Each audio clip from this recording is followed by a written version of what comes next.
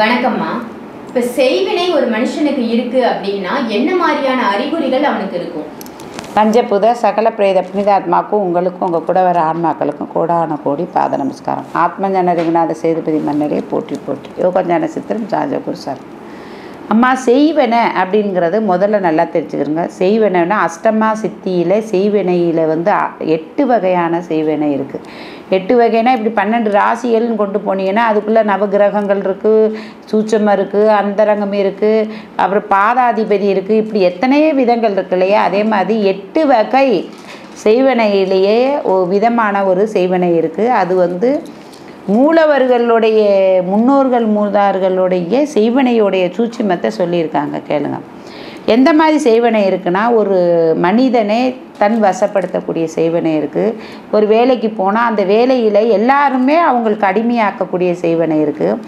அதே மாதிரி படிப்புலேயும் தனக்கு செய்வனையாக சாதகமாக ஞான சக்தியை தரக்கூடிய செய்வனை இருக்குது. அதே மாதிரி பெண் வசிய செய்வனை இருக்குது, ஆண் வசிய செய்வனை இருக்குது. அதே மாதிரி ஒரு எதிரிகள் அதிகமாக இருக்காங்க அப்படின்னா அந்த எதிரிகள்கிட்ட இருந்து தன்னை காப்பாற்றிக்கிற செய்வனை இருக்குது. அதே மாதிரி எதிரிகளை அழிக்கக்கூடிய செய்வனை இருக்குது. இப்படி பலவிதமான செய்வனைகள் இருக்குது. அதில் ஒரு சில செய்வனையை நான் சொல்கிறேன், கேளுங்க. செய்வனைனா இப்போ பார்த்துக்கிறேங்க, குழந்தை பருவத்தில் இருந்து முதியோர் பழக்கம் வர்ற வரையும், அதாவது தள்ளாடி கீழே விழுகும், கட்டில் விழுந்து நம்ம உயிர் பிரியும் தருகா அந்த உயிர் பிரிகிற நிலைமை வர்ற நேரம் கூட நமக்கு ஒரு எதிரி இருப்பாங்க. பிள்ளை எதிரியாகும், புருஷனை எதிரியாவாங்க, மனைவி எதிரி, எப்படி உறவுகளில் ஏதாவது ஒரு முறையில் எதிரியாவாங்க. அப்படி எதிரியாக ஆகும்போது அவங்க எதிரியாக ஆகாமல் தன்னுடைய வசப்படுத்தணும் அப்படின்னா இந்த செய்வனையில் இருந்து நம்ம தானே காப்பாற்றிக்கணும். ஃபஸ்ட்டு அறிகுறிகள், செய்வனை அறிகுறிகள் வரும்போது என்ன ஆகும்? ஃபஸ்ட்டு தொழிலை மடக்கும், உறவுகளை பிரிக்கும், அதே மாதிரி நோய்வாய்ப்படுவாங்க. அதுக்கப்புறம் ஹாஸ்பிட்டல் போலீஸ் கோர்ட்டுன்னு அலையணும்.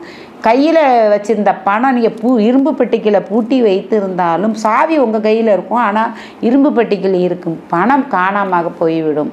இதெல்லாம் செய்வனையின் காரணமாக எல்லாமே உங்களுக்கு நடக்கும். அதிலேருந்து காப்பாற்ற ஒரே ஒரு வழி தான் இருக்குது. அதாவது நீங்கள் என்ன பண்ணணுன்னா, உங்கள் சினிங்கின்னு சொல்லுவாங்க, தொட்டா சினிங்கி. அதில் சிகப்புலேயும் இருக்குது, அதில் வண்ண கலர்லேயும் இருக்குது, பச்சை கலர், சிவப்பு கலர், இப்படியெல்லாம் இருக்குது, இதுலேயும் இருக்குது.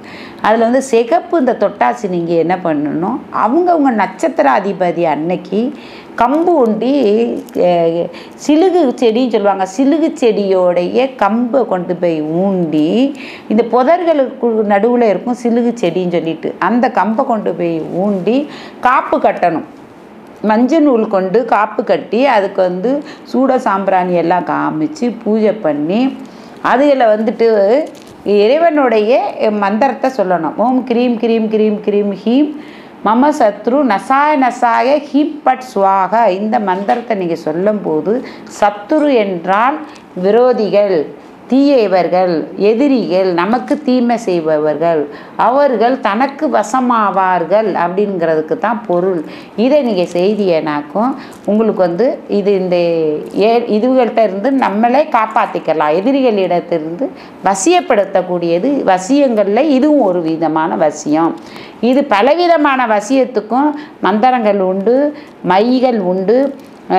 அதை நீங்களே தயார் பண்ணலாம். அடுத்தடுத்த வீடியோவில் நான் சொல்கிறேன். முதல்ல செய்வனை என்பதை நீங்கள் அது செயல்படும், அது உண்மைதான், அதில் இருந்து தன்னை காப்பாற்றுவது எப்படிங்கிறதுக்காக ஒரு சிறு விளக்கத்தை உங்களுக்கு அளித்திருக்கேன். ஹர ஹர மகா.